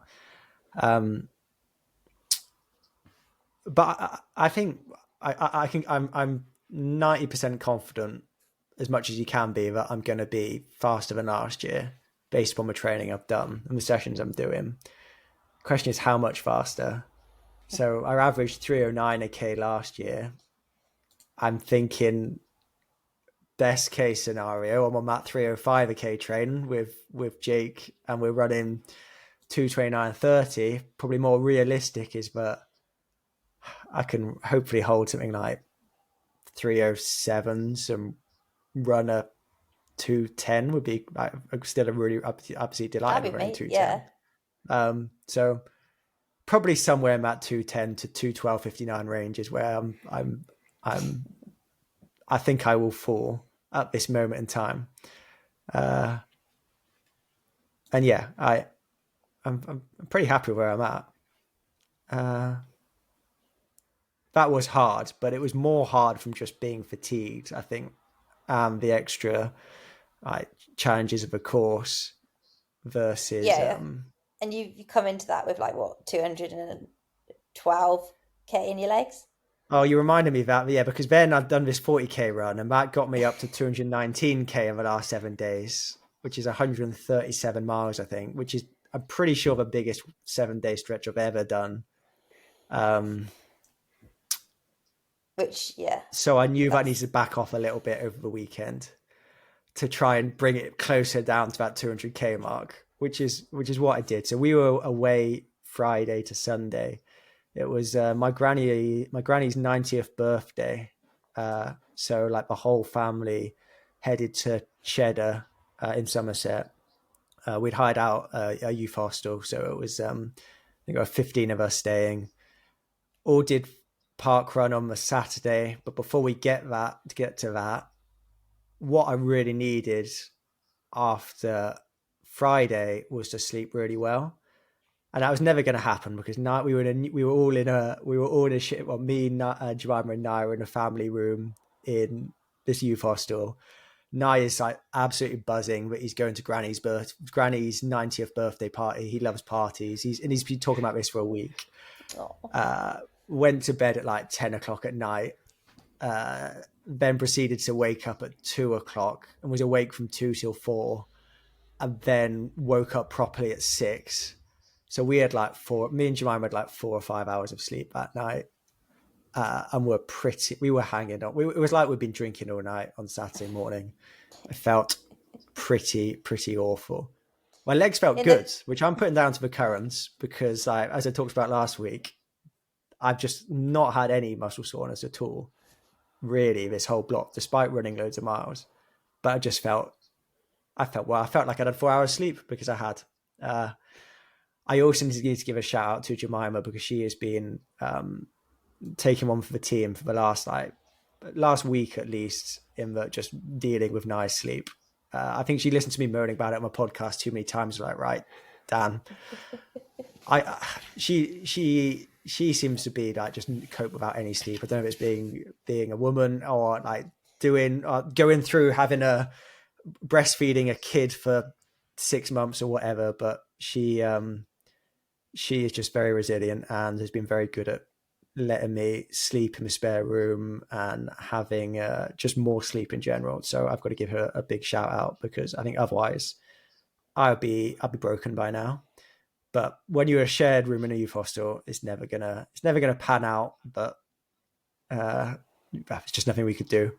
And yeah. Anyway, what was nice is the next day we all got out to park run in Cheddar. And by all of us, I mean me. I pushed Nye around in a buggy. Jemima ran, my mum, my uncle, my auntie, and then 2 of my cousins and their partners. So we had a massive crew of us doing park run. I was first. Me and Nye. Well, Nye was first finisher because not overall out of our family because he was first in the buggy. He was loving it because it was an out and back. He could high five everybody, and there were so many people to high five with so many of us there. But he was having a great time. A little bit of a narrow course, and I was a bit nervous pushing my buggy along. But anyway, with a warm up and park run and cool down, I got to 10k. A very speedy 4:43 a k average. The park run was pretty good with a buggy. The park run was all right. We ran 20 minutes, 57 seconds, 4:11 a k. I was trying to really control this and not go too hard, but my heart rate was still getting not high, but much higher than I would be on a normal easy run. I was up to 141, 140 for some of the Ks, and I was feeling it, having done the 40k the day before. But that was the run for the day. I back to just chilling out on a Saturday, 10k run. Had our party later, loads of cake, getting all the carbs in, replenishing. It was just a really nice weekend. Sunday, I got up reasonably early, left the house at 7, did 30k, and have you run around Somerset at all, either of you? I was on the Strawberry never. line, which is like an old railway line, and I think I'd biked on bits of it before. One time I cycled from my house in Cardiff to my parents' house in Cornwall over. Well, it was most of it on the first day, and then over 2 days basically. And I think I came across with a bit of a Strawberry line, and from what I remembered, it was pretty flat. Mm-hmm. But actually, it climbed straight out of Cheddar over a hill, and I just went out and back along the Strawberry line. Did 15k out. I was like, oh, I'm actually doing all right here. My heart rate's pretty low. We've had a few hills in here, but my pace is good. I'm running like 408 a k. Turned around and realized actually A, I'd been on a net downhill, and B, had a massive tailwind the whole way. Turned around and initially went from feeling like really good and positive to, oh my God, how am I going to get home here? I just can't be bothered. If there had been a bus or a train, I wouldn't have jumped on it, but I'd been really tempted to jump on it. Anyway, got it done. 408k average, 176 meters of elevation, which wasn't even that much climbing. It just felt like it. It was quite condensed climbing. There were some really flat sections, but then there was at the start and end of a run, it was a bit hilly. But average 121 beats per minute heart rate, so that was nice. Closed out the week with a total of, bear with me, 204k if we're rounding up from 203.94. 13 hours, 39 minutes, 541 meters of climbing. And yeah, I actually felt better at the end of the week than I did in the middle of the week, which is nice. I think Sunday, It's probably like over that the weekend, smart, like easy Saturday, like just chilling out. 10k probably helped with that. Yeah. Well, I think the weekend before I'd done more than I would normally do because I'd doubled on the Saturday, and then normally I'd do like a max of 32k on the Sunday, but then because I ran with Dan Hamilton, we did 38k, and that I think was just starting to bite a little bit. Plus some big runs in there as well, but. Yeah, I mean, I'm really happy with where I'm at. I'm going for the 2-week taper approach. So with 4 weeks to go, my plan is to basically just do that same pattern twice more and then start thinking about the taper. I think you guys really going for a aggressive. 3-week? You're going for a 3-week, are you, Jen? Well, I say 3-week taper. I think I'm kidding myself into that because I think next week's still meant to be about 100 miles, and I have a big session on the Wednesday. That's like my last key session. So technically probably 2-week taper, but I'm just trying to like convince myself it kind of starts after Right. this weekend. Okay. Yeah. I mean, so I'm taking the approach of I'm hoping to do 200k weeks or that sort of ballpark, but if my priority is getting the sessions done. So if I feel like I need to drop the mileage to be a bit fresher to get through them, I'm more than happy to do that. If it comes to like the Monday and I'm just in a bit of a hole, then I don't mind dropping some volume to get through the Tuesday, and same for the Friday session. But I'm hoping for a couple more big longer ones, which I still haven't sessions, which I haven't quite decided what they're going to look like yet.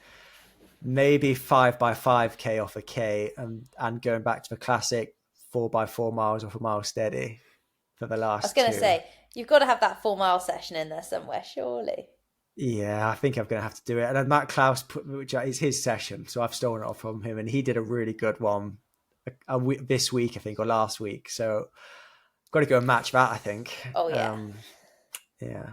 Not that I'm getting competitive or anything, or looking at other people's Strava and eyeballing what they're doing and seeing Not that at Tom all. Evans is now in the field, so like that's another Brit to go and so it'd be good. It'd be good to. I don't know what he'll be targeting, but I'd be very happy if I could be near him. Yeah, I don't know. I don't know if you've looked, Jen, but like in my head, it's like do a session next Thursday for me, but like I guess that'd be Wednesday for you. It's like the 20th, and then the long run that weekend will probably just be easy, or I like think I've still got maybe some steady running, but not 80, it's 90 not, minutes. yeah, I Yeah, think I've got like a 45-minute progression in that yeah, run, and that's about it. Yeah. yeah, yeah. So Obviously, it's like, my training is going to be on the side of caution because Dave's setting it. yeah, but Yeah. it's The other like thing, I was gonna say once I get through the 20th, it's like yeah, like everything is sort of easy from there. Like there'll still be intensity, but yeah, probably remove a lot of the doubles as well. the other thing for me is because I do the hard long runs on a Friday. That gives me an extra 2 days then, 2 really. days. So although it's 2 weeks, but actually it'll be 16 days since my last like hard specific long session, which I think is probably a good thing. I've done hard long runs 2 weeks out before, and that's worked fine. Yeah. But I think it's probably a bit safer to have a little bit more of a buffer if that works and is convenient and fits into your lifestyle. But I don't think it's going to make a massive difference. Like 14 days versus 16 days out. When you've been doing it for 8, 10, 12 weeks prior, it like probably Yeah, doesn't make, like, it's not like it's suddenly a brand new stimulus that you've got to deal with. exactly. Yeah, exactly. So yeah, no, I'm feeling pretty happy at the minute. We'll see how the next couple of weeks go. I just need to not get greedy. Don't keep chasing those bars. I know what what did I do? 204 this week, 202 the week before. So if I just, 206, 208, and then that'll scratch my itch and then I can start tapering. That doesn't tell the whole story though. It's the cumulative 7 days that you send us in the middle of the week, where it's going to be like 220, and we're going to be like, Dan.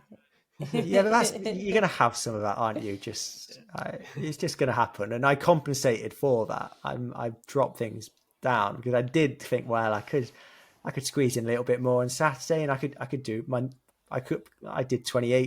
38k with Dan like the week before. I could go and do 38k, but I was definitely doing the maths to going, what do I need to do on Saturday and Sunday to get over 200? And that was also my mind on the 40k, thinking if I bottle this, that just means that I'm going to have to run more on the weekends, and I'd prefer just to get it done.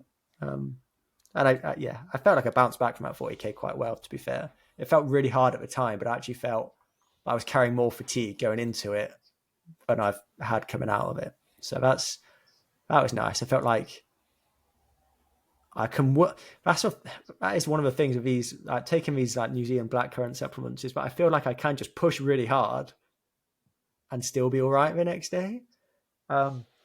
Whereas with that 40k, I was working really hard at the end, and I was tired, and that was part of it. But I can still back it up, and I've started this next week and felt good, and had a good session this morning, and we'll save that for next week. But yeah. It's probably like taking happy. them like over a period of time as well. It's not like you just take them once and you have a hit from it, but like if you're consistently taking them. Oh yeah, I'm taking it like my life depends upon it. It's this or bust. Yeah. Anyway, there's a link in our bio if you want to go have a look at them. But any closing comments? Any closing remarks? Don't think so. Just the countdown's on, guys. I never thought this day was going to come about 4 weeks ago. Well, you've been thinking about this for a long time, haven't you? Oh, yeah. Like the marathon I've probably been thinking about for 4 years, but the doing it probably like 18 months. So yeah, it's been a while. Yeah. Definitely. I panic bought some shoes on Sunday afternoon, so we'll see if that changes my life this week. So you've got another pair of the edges, right? The skies. I prefer the sky. The skies. Yeah. Yeah, I'm just going to do the last long run this Sunday, last long run session in them, and then train in them next year, I guess. So I've We literally did bought a you. pair of shoes for You, one you know session. what you know what you'll find now though is that you'll be beating Jen. You'll be Yeah. beating Jen. You'll be two Maybe. stepping her. I Be going getting from a those taste some of my beating up own Adios Pro medicine. 3s. Well, I half stepped you last week, and then I got it in your comments this week. So yeah, I'd hate to see Swings it and roundabouts. if I drop Jen. No, that won't happen. I'm too stubborn. I'll run my race in the long run just to make sure I'm still there. Yeah. Rose in Sunday morning. Yeah. Yes, but no, we'll see. Nice. Yeah, we'll just try and make it through without losing our minds, I think. Yeah, nearly there. Nearly there. Cool. Should we leave it there for this week? Another not short Agreed. episode. I Yeah. thought we would be shorter this week. I thought, Dave's not here. Pretty straightforward. We'll fly through it. Same time, hour 50. Yeah. It's all right. People have Bit got short. long runs to do, so it's good. Yeah. Yeah. Yeah. Cool. Nice. Good to chat to both of you. Yeah. Have a good week, everyone. Yeah. Have a good week.